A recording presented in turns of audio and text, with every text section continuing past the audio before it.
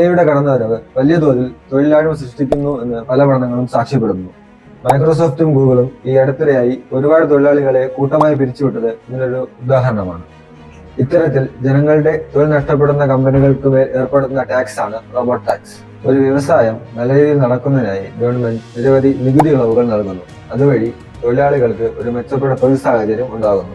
എന്നാൽ റോബോട്ടുകൾ പണിയെല്ലാം ചെയ്യുമ്പോൾ തൊഴിലാളികൾക്ക് തൊഴിൽ നഷ്ടപ്പെടുകയും ഇത്തരത്തിലുള്ള ഇളവുകൾ മുതലാളിമാരുടെ പോക്കറ്റിലേക്ക് നേരിട്ടെത്തുകയും ചെയ്യുന്നു. ഇത് തടയുന്നതിനായി കമ്പനികളുടെ നികുതി ഇളവുകൾ കുറയ്ക്കുന്നു. ഇതിലൂടെ സാങ്കേതികവിദ്യയുടെ മുന്നേറ്റവും തൊഴിലാളികളുടെ ക്ഷേമവും തമ്മിലുള്ള സന്തുലിത ഉറപ്പുവരുന്നു. ഇതാണ് റോബോട്ട് ടാക്സ്. 2023 സൗത്ത് കൊറിയയാണ് ആദ്യമായി ഇത്തരത്തിൽ ഒരു ടാക്സ് ഏർപ്പെടുത്തുന്നത്.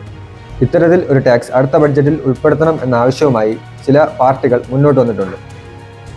അതാണ് ഇപ്പോൾ ഈ വിഷയത്തിന് വാർത്താ പ്രാധാന്യം നൽകുന്നത്. ഇന്ത്യയിലെ ഉയർന്നുവരുന്ന തൊഴിലില്ലായ്മയും വളർന്നുവരുന്ന സാങ്കേതിക വിദ്യയും AI പോലുള്ള ടെക്നോളജികൾക്ക് കൃത്യമായി ഒരു നിയമപരിരക്ഷ ഇല്ലാത്തതും ഈ വിഷയത്തിന് കൂടുതൽ പ്രാധാന്യം നൽകുന്നു.